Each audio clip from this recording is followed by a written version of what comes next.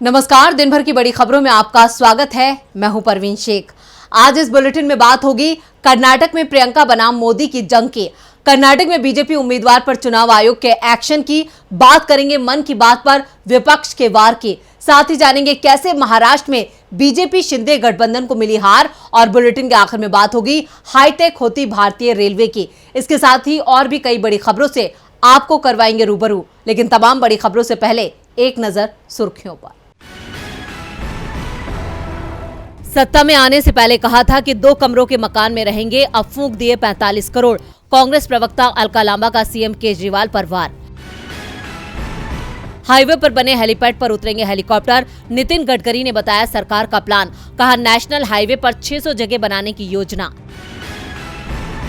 Delhi NCR सहित देश के 21 राज्यों में मौसम ने बदला मिजाज, होगी आंधी बारिश, पड़ेंगे ओले, आईएमडी का अलर्ट जारी।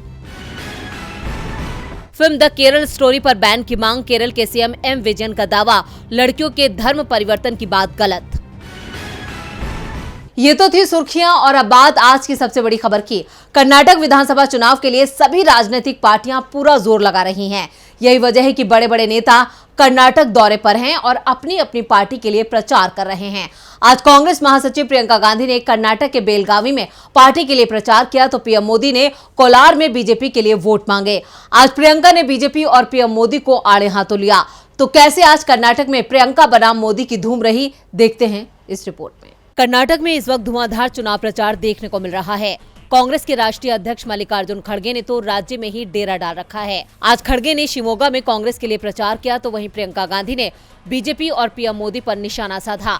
बेलगावी के खानापुर में प्रियंका गांधी ने कहा, भाजपा झूठे वादे करती है और कभी उन्हें पूरा नहीं करती, लेकिन कांग्रेस अपने सारे वादे पूरे करती है। कांग्रेस ने हमेशा लोगों की भलाई के लिए काम किया है। आपने इंदिरा गांधी, राजीव गांधी के काम को देखा होगा और आप सभी को विश्वास है कि हम जनता के लिए काम करेंगे। प्रियंका ने कांग्रेस की तरफ से महिलाओं के लिए खास घोषणा भी की। उन्होंने कहा, आंगनबाड़ी बहनों का मानदेय 15,000 रुपए तक, मिनी आंगनबाड़ी बहनों का मानदेय 10,000 रुपए तक, आशा बहनों का मानदेय 8,000 रुपए तक और मिड डे मील की बहनों का मानदेय 5,000 रुपए तक बढ़ाया जाएगा। आंगनबाड़ी से रिटायरमेंट के बाद 3 लाख और मिनी आंगनबाड़ी से रिटायरमेंट के बाद 2 लाख रुपए मिलेंगे। पीएम मोदी कर्नाटक में लगातार 2 दिन से प्रचार कर रहे हैं। आज पीएम ने कोलार से चुनाव प्रचार की शुरुआत की। इसके बाद उन्होंने रामनगर जिले के चन्नापटना में रैली की। पीएम मोदी ने कोलार की जनसभा में कांग्रेस और जेडीएस के परिवारवाद और भ्रष्टाचार पर धावा बोला। मोदी ने कहा कि अब कांग्रेस मेरी तुलना सांप से कर रही है। उन्हें पता होना चाहिए कि भगवान शिव के गले की शोभा यही सांप है और मेरे लिए कर्नाटक और देश की जनता भगवान शिव के समान है। पीएम ने आगे कहा कि कांग्रेस जेडीएस दिल्ली में साथ साथ रहते हैं, पार्लियामेंट में एक दूसरे का साथ देते हैं। ये दोनों दल परिवारवादी हैं। पीएम मोदी के इस प्रचार का पार्टी को कितना फायदा होता है, ये चुनाव के नतीजे तय करेंगे। वैसे राज्य में कांग्रेस की स्थिति ज्यादा मजबूत है। कर्नाटक में जुबानी जंग तेज है, लेकिन बीजेपी बैकफुट पर है। तो वहीं बीजेपी के एक नेता पर चुनाव आयोग की गाज गिरी है। सोशल मीडिया पर एक ऑडियो क्लिप वायरल हो रहा है। इस ऑडियो में चामराजनगर से बीजेपी उम्मीदवार वी सोमन्ना उसी निर्वाचन क्षेत्र से जेडीएस उम्मीदवार मल्लिकार्जुन स्वामी को उम्मीदवारी वापस लेने की बात कह रहे हैं, जिसके लिए वो पैसे और वाहन की पेशकश कर रहे हैं। क्या है पूरी खबर, देखते हैं ये रिपोर्ट। कर्नाटक विधानसभा चुनाव के लिए चुनाव प्रचार चरम पर है। इस चुनाव प्रचार के बीच ही एक ऑडियो क्लिप सोशल मीडिया पर वायरल हो रही है। इस क्लिप में कथित तौर पर बीजेपी उम्मीदवार अपने विरोधी जेडीएस उम्मीदवार को रिश्वत की पेशकश करते हुए सुनाई दे रहे हैं। अब चुनाव आयोग ने इस ऑडियो क्लिप पर संज्ञान लेते हुए बीजेपी उम्मीदवार के खिलाफ एफआईआर दर्ज करने के निर्देश दिए हैं। दरअसल ऑडियो क्लिप में सुनाई दे रहा है कि कर्नाटक की चामराजनगर विधानसभा सीट से बीजेपी उम्मीदवार बी सोमन्ना ने उसी सीट पर जनता दल सेक्युलर के उम्मीदवार मल्लिकार्जुन स्वामी को अपनी उम्मीदवारी वापस लेने के लिए मनाने की कोशिश की है। इसके बदले सोमन्ना ने जेडीएस उम्मीदवार स्वामी को पैसे और सरकारी गाड़ी दिलाने की पेशकश की है। इस ऑडियो के वायरल होने के बाद चुनाव आयोग ने कर्नाटक के मुख्य मतदान अधिकारी को बीजेपी उम्मीदवार के खिलाफ एफआईआर दर्ज करने के निर्देश दिए हैं। तो वहीं कांग्रेस ने चुनाव आयोग से बीजेपी उम्मीदवार के चुनाव लड़ने पर रोक लगाने की मांग की है। आपको बता दें कि राज्य में 10 मई को मतदान होने हैं, जबकि चुनाव के नतीजे नतीजे 13 मई को घोषित होंगे। लेकिन इस वक्त राज्य में बीजेपी की हालत काफी खराब है। बीजेपी को लगातार अपनी हार का डर सता रहा है। शायद यही वजह है कि बीजेपी उम्मीदवार अपनी हार को टालने के लिए इस तरह के हथकंडे अपना रहे हैं। इधर चुनाव आयोग ने कहा कि वो विधानसभा चुनाव के दौरान किसी भी तरह की गलत प्रैक्टिस को बर्दाश्त नहीं करेगा। चुनाव आयोग ने कर्नाटक सीईओ से विजिलेंस बढ़ाने के भी निर्देश दिए हैं। कर्नाटक में कांग्रेस की रणनीति से बीजेपी का हाल बुरा है। इधर मन की बात पर भी कांग्रेस के वार से बीजेपी परेशान है। कांग्रेस महासचिव जयराम रमेश ने पीएम मोदी पर मन की बात के 100वें एपिसोड को लेकर सवाल खड़े कर दिए हैं। उन्होंने ट्वीट करके पीएम मोदी को घेर लिया है। तो वहीं टीएमसी सांसद महुआ मोइत्रा ने भी पीएम से कई सवाल पूछे हैं। तो कैसे मन की बात पर घिर गए पीएम मोदी, देखते हैं ये रिपोर्ट। पीएम मोदी ने आज अपने मासिक रेडियो शो मन की बात के 100वें एपिसोड को संबोधित किया। पीएम के मन की बात के 100वें एपिसोड से पहले टीएमसी सांसद महुआ मोइत्रा ने सोशल मीडिया पर पीएम मोदी पर निशाना साधते हुए 2 सवाल पूछे। उन्होंने ट्वीट करते हुए लिखा, आदरणीय प्रधानमंत्री जी, आज मन की बात का 100वां एपिसोड है। यूएन के हेडक्वार्टर में भी इस एपिसोड का प्रसारण होने वाला है, तो कृपया हमें ये बताएं। नंबर 1, भारत की एथलीट बेटियों को शक्तिशाली भाजपा के शिकारियों से क्यों नहीं बचाया जा सकता है। नंबर 2, सेबी अडानी की जांच सुप्रीम कोर्ट की समय सीमा में पूरी क्यों नहीं कर सकता है। धन्यवाद। इसके साथ ही कांग्रेस ने भी पीएम को मन की बात पर घेरा है। कांग्रेस महासचिव जयराम रमेश ने ट्वीट करके लिखा, आज फेको मास्टर के लिए विशेष दिन है। मन की बात के 100वें एपिसोड की सूचना को बड़े ही धूमधाम से फैलाया जा रहा है, लेकिन मौन की बात है। चीन, अडानी, बढ़ती आर्थिक असमानता, आवश्यक वस्तुओं के बढ़ते दाम, जम्मू कश्मीर में आतंकी हमले, महिला पहलवानों का अपमान, किसान संगठनों से किए गए वादों को पूरा न करना, कर्नाटक जैसी तथाकथित डबल इंजन की सरकार में भ्रष्टाचार, भाजपा से करीबी संबंध रखने वाले ठगों जैसे महत्वपूर्ण मुद्दों पर IIM रोहतक ने मन की बात के प्रभावों पर कुछ मनगढ़ंत अध्ययन किया है, जबकि इसके निदेशक की अकेडमिक योग्यता पर खुद शिक्षा मंत्रालय ने ही सवाल उठाए हैं। आपको बता दें कि मन की बात प्रोग्राम का आज 100वां एपिसोड पूरा हो गया है। आज के एपिसोड को टीवी चैनलों, निजी रेडियो स्टेशनों और सामुदायिक रेडियो सहित 1000 से अधिक प्लेटफॉर्म पर ब्रॉडकास्ट किया गया। आज बीजेपी इसे धूमधाम से मना रही थी, लेकिन विपक्ष के सवालों से उनके रंग में भंग पड़ गया। मन की बात तो 100 बार हो गई, लेकिन जनता की बात कब होगी। इधर दिल्ली के जंतर मंतर पर पहलवानों का धरना 8वें दिन भी जारी है। पहलवान भारतीय कुश्ती महासंघ के अध्यक्ष ब्रजभूषण की गिरफ्तारी पर अड़े हैं। इसी बीच पहलवान विनेश फोगाट ने एक और बड़ा दावा किया है, जिससे मोदी सरकार की मुश्किलें और बढ़ने वाली हैं। तो क्या कहा है विनेश फोगाट ने, देखते हैं ये रिपोर्ट। जंतर मंतर पर पहलवानों का धरना चल रहा है। 8 दिन से पहलवान अपनी आवाज उठा रहे हैं। लोगों का हुजूम उनके समर्थन में उमड़ रहा है। धरने पर कॉमनवेल्थ से लेकर ओलंपिक में मेडल जीतने वाले खिलाड़ी बैठे हुए हैं। आंखों में आंसू और इंसाफ की उम्मीद से वो सरकार और कोर्ट दोनों से उम्मीद लगाए बैठे हैं। पुलिस से तो उनकी उम्मीद पूरी तरह से खत्म होती दिख रही है। आज प्रेस कॉन्फ्रेंस में पहलवानों ने एक बार फिर इंसाफ की मांग उठाई। विरोध प्रदर्शन में बजरंग पूनिया ने कहा कि जब तक इंसाफ नहीं होगा, हमारी लड़ाई जारी रहेगी। फेडरेशन हमारे आंदोलन को दूसरा रूप देना चाहता है, लेकिन हम अपने रास्ते से भटकेंगे नहीं। हमारे आंदोलन पर कोई कब्जा नहीं कर सकता। हमें कोर्ट पर पूरा भरोसा है। पुनिया ने कहा कि किसी खिलाड़ी का कोई आपराधिक रिकॉर्ड नहीं है। फेडरेशन के चेयरमैन ब्रजभूषण का जरूर आपराधिक रिकॉर्ड है। ब्रजभूषण ने कौन सा बड़ा काम किया है जो उसे फूल माला पहनाई जा रही है? इससे बड़ा अपराधी हिंदुस्तान में कोई नहीं है। दूसरी ओर महिला रेसलर विनेश फोगाट ने प्रधानमंत्री मोदी से अपील की है कि वो हमारे मन की बात सुने। विनेश ने कहा कि करोड़ों लोग हमारे समर्थन में बैठे हैं, यही हमारी ताकत है। इस बीच कोर्ट के आदेश पर दिल्ली पुलिस ने सभी महिला पहलवानों की सुरक्षा बढ़ा दी है। इस बीच ये भी खबर आई है कि बीजेपी सांसद ब्रजभूषण शरण सिंह के खिलाफ दर्ज की गई FIR में एक द्रोणाचार्य अवॉर्डी कोच का नाम भी शामिल है। दूसरी ओर जंतर मंतर पर राजनीतिक दलों से जुड़े लोगों का जाने का क्रम लगातार जारी है। पहलवानों के धरने से बीजेपी की जमीन खिसक रही है। जमीन तो महाराष्ट्र में भी बीजेपी शिंदे गठबंधन की खिसक रही है। राष्ट्रवादी कांग्रेस पार्टी की महाराष्ट्र इकाई के अध्यक्ष जयंत पाटिल ने दावा किया है कि महाविकास आघाड़ी गठबंधन ने हाल ही में हुए कृषि उपज बाजार समिति चुनावों में सबसे ज्यादा संख्या में जीत हासिल की है।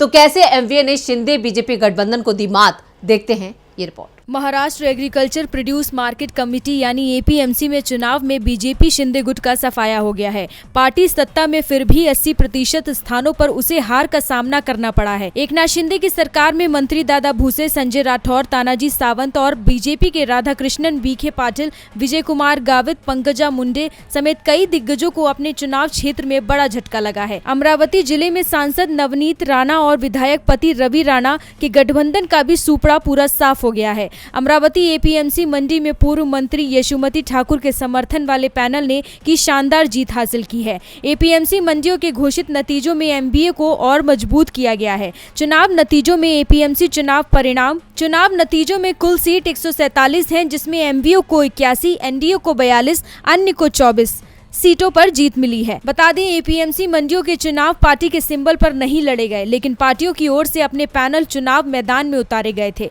और उनके लिए जमकर प्रचार भी किया गया था, जिस कारण से पार्टियों की जीत की चर्चा राजनीतिक गलियारों में हो रही है। चुनाव नतीजों के बाद एमबीए में जश्न मनाया जा रहा है तो बीजेपी शिंदे गठबंधन मायूस दिख रहा है। चुनावों में कांग्रेस ने अपनी ताकत का अंदाजा भी सभी को दिखा दिया है। खास तौर पर भोर एपीएमसी चुनाव में कांग्रेस ने किसी से भी गठबंधन करने से मना कर दिया था। कांग्रेस के खिलाफ सभी दलों ने मिलकर मोर्चा तैयार किया था। इसके बावजूद भोर एपीएमसी की 18 में से सभी 18 सीटों पर कांग्रेस का पैनल चुनाव जीत चुका है। दूसरी ओर एनसीपी को पुणे एपीएमसी में झटका लगा है, क्योंकि यहां उसके बागी पैनल ने चुनावों के बाद बीजेपी से हाथ मिला लिया और बहुमत हासिल कर लिया। महाराष्ट्र में बीजेपी शिंदे गठबंधन की इस हार से एमवीए की ताकत में इजाफा हुआ है। ताकत तो मध्य प्रदेश में कांग्रेस भी दिखा रही है। मध्य प्रदेश में इस साल विधानसभा चुनाव होने वाले हैं। इससे पहले प्रदेश में जुबानी जंग तेज हो गई है। प्रदेश के मुख्यमंत्री शिवराज सिंह चौहान और पूर्व मुख्यमंत्री कमलनाथ भी एक दूसरे पर जमकर वार पलटवार कर रहे हैं। पिछले दिनों मुख्यमंत्री शिवराज ने कांग्रेस का उदाहरण 3C फार्मूले के जरिए दिया था, जिसका जवाब कांग्रेस नेता कमलनाथ ने 5B फार्मूले से दिया है। क्या है पूरी खबर, देखते हैं ये रिपोर्ट। कर्नाटक चुनाव में बीजेपी के स्टार प्रचारकों की लिस्ट में शामिल मध्य प्रदेश के मुख्यमंत्री शिवराज सिंह चौहान कांग्रेस पर लगातार हमलावर हैं। कुछ दिन पहले बेंगलुरु दौरे पर पहुंचे सीएम शिवराज ने रोड शो के दौरान 3C के फार्मूले का जिक्र करते हुए कांग्रेस पर कटाक्ष किया था। उन्होंने कहा था कि करप्शन, क्राइम और कमीशन कांग्रेस की पहचान है। वहीं दूसरी तरफ कनेक्टिव रोड, कनेक्टिव एयर, स्वच्छता और डेवलपमेंट विकास बीजेपी की पहचान है। 3C फार्मूले के बाद मध्य प्रदेश के पूर्व मुख्यमंत्री और कांग्रेस नेता कमलनाथ ने बीजेपी पर पलटवार किया है। कमलनाथ ने बीजेपी का उदाहरण 5B फार्मूले से समझाया। उन्होंने मुख्यमंत्री शिवराज सिंह चौहान के बताए गए 3C फार्मूले पर पलटवार किया और बीजेपी के 18 साल के कार्यकाल पर बड़ी टिप्पणी करते हुए 5B फार्मूला बताया। कमलनाथ ने अपने आधिकारिक ट्विटर हैंडल से ट्वीट करते हुए लिखा, प्रदेश की बीजेपी सरकार ने 18 साल में जनता को 5B दिए हैं। 5B मतलब बुराई, बेईमानी, बदमाशी, बेरोजगारी और बर्बादी। जनता इस कुशासन से त्रस्त हो चुकी है। अब कांग्रेस लेकर आएगी खुशहाली। जय मध्य प्रदेश। कमलनाथ के इस ट्वीट से बीजेपी में खलबली मच गई है। शिवराज को कमलनाथ ने करारा जवाब दिया। आपको बता दें कि मध्य प्रदेश में इस साल के आखिर में विधानसभा चुनाव होने हैं। 2018 के विधानसभा चुनाव में कांग्रेस ने बीजेपी को मात दी थी, लेकिन कुछ महीने बाद बीजेपी के ऑपरेशन लोटस और ज्योतिरादित्य सिंधिया की बगावत की वजह से कांग्रेस की सरकार प्रदेश में गिर गई थी। मध्य प्रदेश में बीजेपी 2003 से लेकर 2018 तक लगातार सत्ता में थी। 2018 के विधानसभा चुनाव में बीजेपी को हार का मुंह देखना पड़ा था। 230 सीटों में से 109 सीटें बीजेपी के खाते में आई थी। वहीं कांग्रेस 114 सीटें जीतकर सरकार पर काबिज हुई थी। मध्य प्रदेश की सत्ता में शिवराज सिंह चौहान की सरकार ने उस समय वापसी कर ली थी, जब मार्च 2020 में कांग्रेस के 21 विधायकों ने अपनी पार्टी से इस्तीफा दे दिया था और बीजेपी का दामन थाम लिया था। और बुलेटिन के आखिर में बात रेलवे में हुए बड़े बदलाव की। कुछ दिनों पहले तक अगर आप भारतीय रेल में सफर वेटिंग टिकट के आधार पर करते थे तो आपको सीट पाने के लिए टीसी से मिन्नतें करनी पड़ती थी। इस वजह से यात्रियों को सीट लेने में काफी वक्त लग जाता था, लेकिन अब इस परेशानी को हल कर दिया गया है, जिससे यात्रियों का सफर और भी आसान हो गया है। देखते हैं ये रिपोर्ट। अगर आप ट्रेन में सफर करते हैं और आपकी टिकट वेटिंग में रहती है तो अब यात्रियों को परेशान होने की जरूरत बिल्कुल भी नहीं है। ट्रेन में रहकर भी आप अब खाली सीटों का पता तुरंत लगा सकते हैं और सीट कंफर्म करवा सकते हैं। इसके लिए आपको टीटी के पीछे भी नहीं भागना पड़ेगा। सीधा अपने फोन से रेलवे की आधिकारिक वेबसाइट पर जाना होगा, जिससे पता चलेगा कि ट्रेन में कौन सा कोच खाली है, कौन सी बर्थ खाली है और उसका नंबर क्या है। यह आराम से जाना जा सकता है। इसके बाद आप टीटी के जरिए उस सीट को अपने नाम आसानी से करवा सकते सकते हैं।